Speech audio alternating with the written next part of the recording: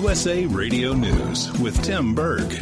As lawmakers on Capitol Hill are debating a resolution that would condemn President Trump's tweets about 4 freshman progressive congresswomen, House Minority Leader Republican from California Kevin McCarthy was asked if he believes the president's tweets were racist. No.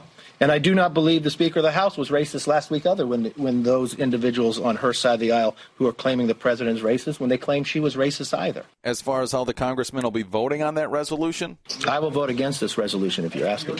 22 members of the MS-13 gang are facing new criminal indictments that detail brutal murders allegedly committed in Los Angeles. Los Angeles District Attorney Jackie Lacey says MS-13 sometimes targeted children. Gang members beat and repeatedly stabbed a 16-year-old boy whose body was thrown over a cliff in the Angeles National Forest. And you're listening to USA Radio News.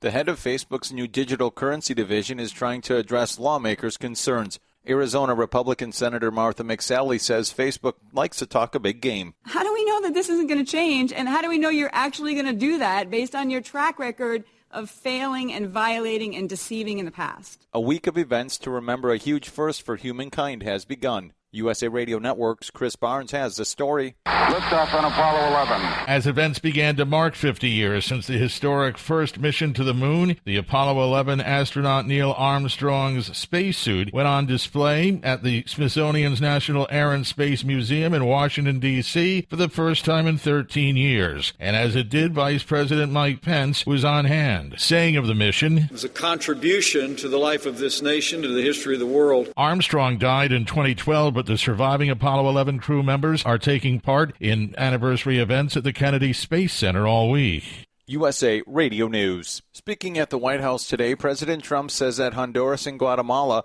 are sending hardened criminals in migrant caravans that are traveling to the United States. When you form a caravan, if a government is at all a government, they don't have to allow that caravan to come up. So if they're not going to play ball, that's okay with me. We're not going to play ball with them. We don't give them any more money. They've been ripping us off for years.